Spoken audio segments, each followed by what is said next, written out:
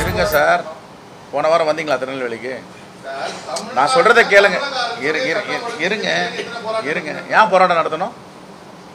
Wait wait wait, ரெண்டு விஷயம். இருங்க இருங்க, ஒரு ஒரு எல்லாத்துக்கும் போராட்டமே தீர்வு காணாது. போராட்டம் செய்ய வேண்டியது தான், போராட்டமே தீர்வு காணாது. பேச்சுவார்த்தை டயலாக்ன்றான். Dialogue is a politics, dialogue is a science.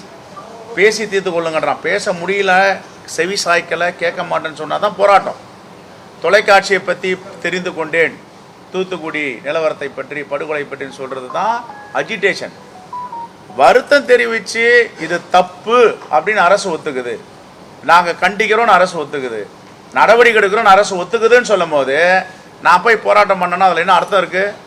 எல்லாத்துக்கும் அவங்க ஒத்துக்கிறாங்க தப்பு நடத்து. சார் இருங்க சார், வெயிட் வெயிட், வெயிட் இருங்க, நீ சொல்கிறத கேளுங்க. நீங்கள் சொல்கிற மாதிரிலாம் ஒரு கட்சி வந்து இயங்க முடியாது. நீங்கள் எங்களை டிக்டேட் பண்ணுவீங்க, நாங்கள் இயங்கணுமா? எப்படி அது? நீங்கள் சொல்கிறத நான் கேட்கணுமா? 140 வருஷ பாரம்பரிய கட்சி காங்கிரஸ் கட்சி. எந்த போராட்டத்தை எடுக்கணும், எதை தீர்வு காணணும்னு எங்களுக்கு தெரியும். நீங்கள் எங்களை வந்து இதை பண்ணல அதை பண்ணலாம் கேட்க வேணாம், எங்களுக்கு தெரியும்.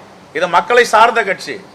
நீங்கள் ஏன் வந்து இரு சார், மக்களுக்காக தான் போராடிட்டு இருக்கோம். இங்கே பாருங்க, நீங்கள் ஆர்எஸ்எஸ் பாஜக சொல்கிறத கேளுங்களேன். நான் சொல்கிறத கேளுங்க, அது எங்களுக்கு தெரியுங்க, எங்களுக்கு தெரியும். இருங்க, wait wait, please please please, ஏங்க யாரும் பேசாதீங்க.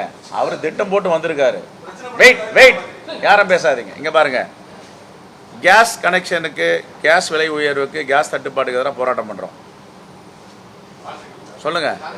இருங்க, வெயிட் வெயிட் வெயிட், இதுக்கு பேர் போராட்டம் இல்லையா? இருங்க, தூத்துக்குடியில் ஒரு நாடார் சமூகத்துடைய மக்களை தாக்கியும், பட்டியலின மக்களை தாக்கியும் அங்கே படுகொலை நடந்திருக்கு. நாங்கள் போயிட்டு ஸ்பாட்டில் கண்டித்து அறிக்கை கொடுத்துருக்கோம். என்ன சொல்லியிருக்கோம்? கடுமையான நடவடிக்கை. இது பேர் போராட்டம் இல்லையா? அதே மாதிரி சிவகங்கையில் லாக்அப் டெத் நடந்திருக்கு.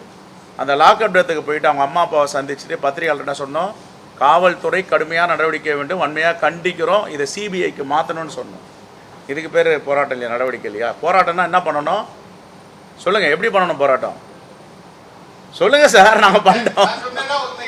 இல்லை இல்லை, இங்கே பாருங்கள், எல்லாத்துக்கும் கண்டித்து அறிக்கை கொடுக்குறோம், எல்லாத்துக்கும் கண்டனம் தெரிவிக்கிறோம், நாங்கள் ஃபாலோ பண்ணுறோம், மானிட்டர் பண்ணுறோம். இப்போ இதெல்லாம் மானிட்டர் பண்ணுறோம், கூடுதலாக சேர்ந்துருக்காரு. அதனால தான் அவருடைய வேதனையை பகிர்ந்துக்கினார்.